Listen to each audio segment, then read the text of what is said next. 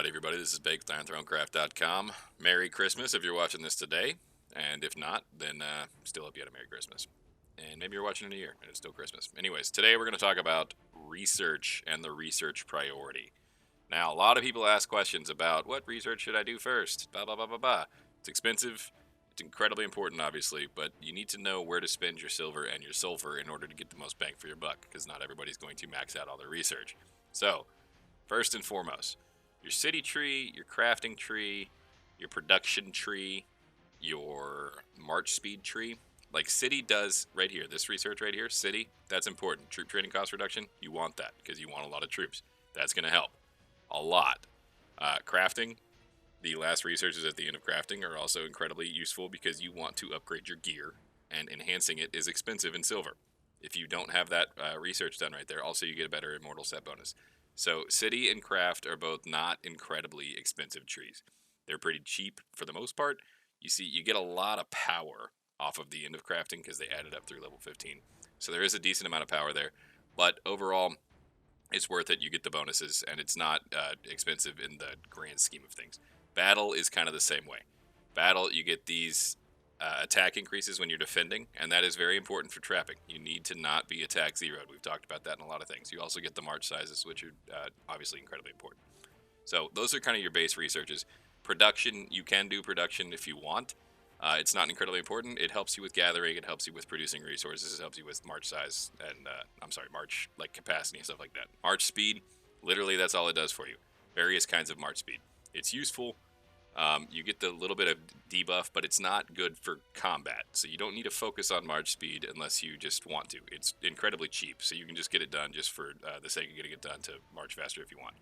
Here's the most important research in the game right here, though. Troop training. This is the one you need to get done. You need troop training because of the preemptive strike. You get 100% preemptive strike for tier 6 plus troops. If you have tier 6 plus troops, which you should if you're going to be taking a hit or doing any kind of combat. Also, this decreased affinity penalty, that means that your infantry hit non-cav for harder than they would, like 100% harder. So this is literally the most important research in the game to get done, troop training. The good news is it's an older research, so it's not incredibly expensive. So step 1, you need to complete troop training. Hero training is another one. You see the very end of the tree, you get some troop attack, some troop defense, some troop HP, only 100% though.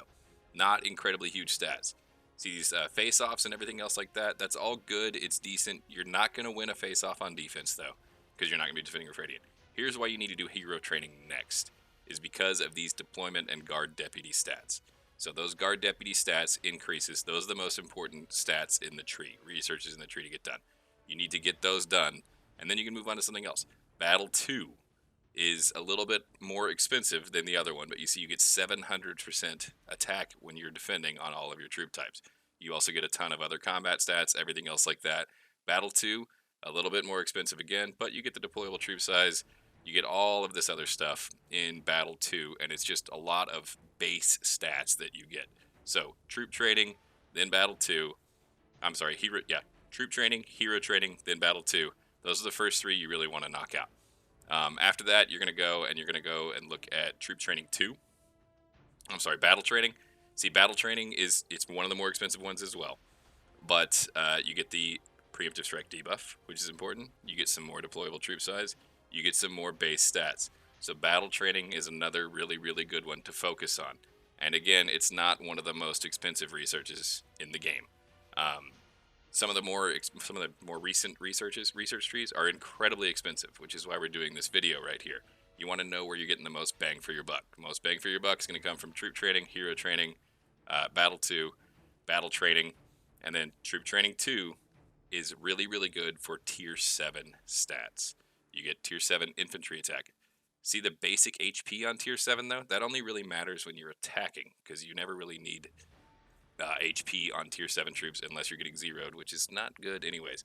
You also get more preemptive strike, and you get more preemptive strike debuff.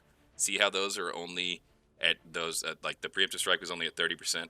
That's why troop training 1 is so incredibly important, because you get 100% preemptive strike from troop training 1. You also get leverage debuff, which is incredibly important too. So troop training 2 is right up there at the top of the resources that you want to get done as quickly as possible. After that, you're going to want to look at Hero Training 2. What Hero Training 2 is that gives you your third hero. So again, with Hero Training 2, you see how the end of the tree is all hero face-off, it's siege stats, everything else like that.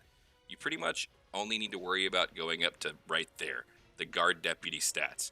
And even if you don't go to the third one, you can go to the second one and you get 10%.